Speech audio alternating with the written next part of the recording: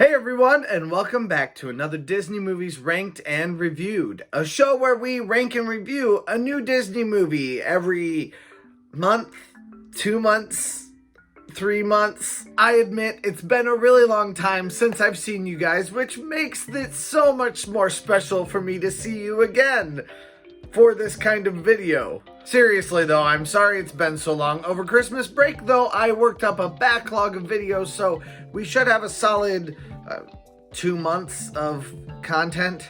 Oh no. If you are new to this channel, welcome, and if you are a returning subscriber, congratulations! You are a true Disney fan. That's right, subscribing to my channel makes you a true Disney fan, and that's not slander at all. So press that red subscribe button to prove to the world that you love Mickey Mouse. Today we're talking about Winnie the Pooh. Everybody loves Winnie the Pooh, but does that make him unworthy of criticism? Well, the answer may surprise you. It most certainly surprised me. Before we continue with this review, please take a second to comment below what your initial thoughts of Winnie the Pooh are. Also, give me a little like to help others find this channel, or if you just already think you're not going to like this content, then give me a dislike. Just engage in some way. Don't forget, though, how much I need your validation. Because this movie is broken up into 4 stories, this tale is not really one cohesive narrative tale, except that it is. Let me explain. One thing that really stuck out to me throughout each of these individual parts is their relative simplicity. And for this, we need a little bit of an illustrative tale. As I've mentioned before, I have a 5-year-old daughter who I am very proud of. She will often ask me to play with her, but when she does ask me to play with her, I'm not allowed to touch anything. So, as I play with her, I am supposed to just sit there while she flurries different size mermaids around the living room and listen to the things that she makes up. And what she does with those many mermaids or Disney princesses is exactly what this story is doing. While watching this movie, we are watching the imagination of a child at play. On first glance, each of these stories is extreme in its simplicity. Pooh eats too much and gets stuck in a rabbit hole for minutes until he's skinny enough to push out.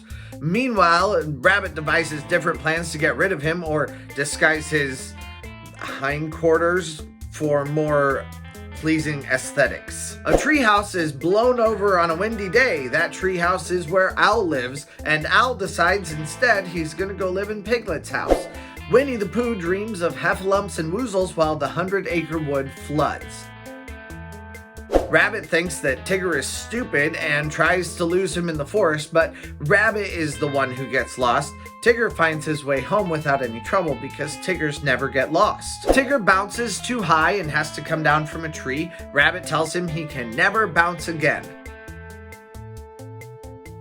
Pooh and Christopher Robin have a touching conversation. Pooh, when I'm away just doing nothing, will you come up here sometimes? You mean alone? Just me? Yes. And Pooh, promise you won't forget me? Ever? Oh, I won't, Christopher. I promise. Not even when I'm 100? How old shall I be then? 99. Silly old bear. Every one of these stories is simple, however, the ideas in them change very quickly. The stories resolve without a vast amount of tension, and the stories never really feel weighty. And yet, the themes of each of these stories are actually surprisingly deep, and they become deeper as the movie continues. Let's revisit them once more. This time, let's think about them through the eyes of a child. The first story discusses the ideas of temperance and patience, along with the themes of problem solving. The second story contemplates the ideas of property. How and why does someone own something that another person once owned? It also shows how the stuffed animals find their safety in the person who's responsible for them. In story 3, Pooh, Rabbit, and Piglet discover they've only hurt themselves when they tried to trick another person. And story 4 shows us the pain of pretending you are someone you are not for the validation of your friends. Not even just one teensy-weensy bounce? Not even a smidgen of a bounce. These are deep, meaningful vignettes, and yet they are tied together by the theme of being loved, wanted, and protected by Christopher Robin. I give The Adventures of Winnie the Pooh 9th place for storyline. It is another disjointed story to some degree, and it seems very reminiscent of Peter Pan in that way, but I just can't help feeling that it is actually better than Peter Pan itself. 99. Silly old bear. I hear the music of Winnie the Pooh and immediately nostalgia hits. At the time of watching this movie, it had been a very long time since I had enjoyed this film. As Winnie the Pooh first starts singing, though, "I'm a Little Black Rain Cloud," we hear Christopher Robin beginning the song. It's as though Christopher Robin is directing Pooh to sing here. Each of the songs feels like a lullaby until the glaringly different song Heffalumps and Woozles, but every song has such a wonderful sing-songiness to it that it's impossible for me to listen to them and not smile. The entire movie is just filled to the brim with total innocence. Because of that extreme amount of innocence, any mention or hint at tension makes the viewer sit up and pay attention. I've never seen such masterfully produced innocence before this movie, and I doubt that I'll ever see it again. But this feature makes this music incredibly effectual. In a weird way, though, the music both holds back the plot and furthers it at the same time. It's such a different movie that it truly is hard to compare to the rest of this list. And so I did have trouble with comparing it, but ultimately I gave this movie 14th place for music. It's lovely music and it makes you smile, but there's not a lot of nuance to it. The music is effective, especially for the story, but that just doesn't make it the best music of this lot. 99. Silly old bear. We open this story by delving deeper and deeper into a storybook until we no longer see the words on the page. However, it always feels like these characters are in a book. The sketchy style of late Silver and Bronze Age movies is particularly effective here.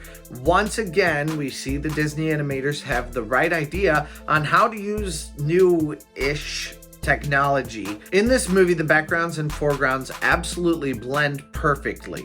Each one is sufficiently storybook looking. My favorite trick in this movie is a really cheap animation trick, but here I'm gonna frame it as a really good thing because I like it. When the East Wind trades places with the West Wind, we see the same animation played backwards. That is so simple and so funny in context that I just can't help but adore it. Like everything in this movie, the animation is very simple, but in its simplicity, it's absolutely beautiful. I give Winnie the Pooh 5th place out of 22 for animation. This animation is sketchy and immersive within its storybook context. It's absolutely adorable and beautiful, and both the background and the foreground animation work seamlessly together. I absolutely love this animation. 99.